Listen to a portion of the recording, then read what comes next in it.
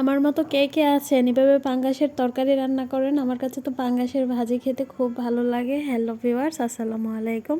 কেমন আছেন সবাই? আলহামদুলিল্লাহ, আমরাও অনেক অনেক ভালো আছি।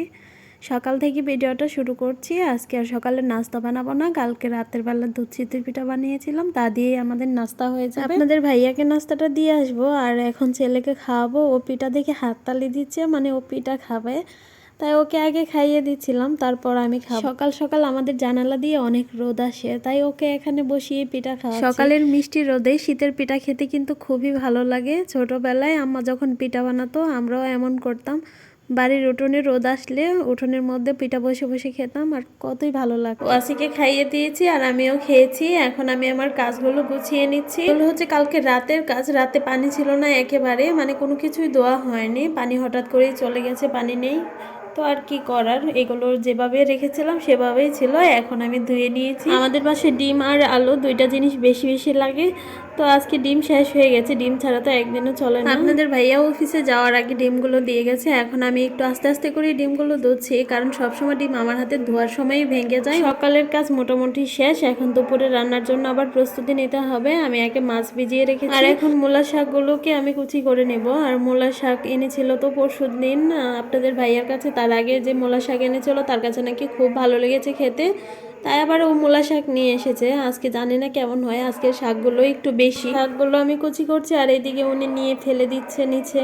আর কি করার, আমি তাড়াতাড়ি করে ঝুড়িতে নিয়ে নিচ্ছি। আমার কাটা শেষ, এখন ধুয়ে একবারে রান্নার জন্য রেডি করে নিয়েছি। তার ভিতরে পেঁয়াজ রসুন কুচি করে নিয়েছি। আর শাকের মধ্যে সবসময় আমি শুকনা মরিচ দিয়ে শাক ভাজি, শুকনা মরিচ দিয়ে শাক ভাজি করলে কিন্তু খেতে অনেক ভালো লাগে। অন্যান্য শাক ভাজির থেকে মূলা শাক ভাজিতে পেঁয়াজ রসুনটা একটু বেশি করে দিতে হয়, আর আমি পেঁয়াজ রসুনটা আজকে একটু বেশি করেই দিয়েছি, যেহেতু শাকটাও বেশি। আর সামান্য পরিমাণ হলুদ দিয়ে আমি শাকটাকে এই চুলায় বসিয়ে দিয়েছি, আর অন্য চুলায় আমি পাঙ্গাস মাছ ভাজবো।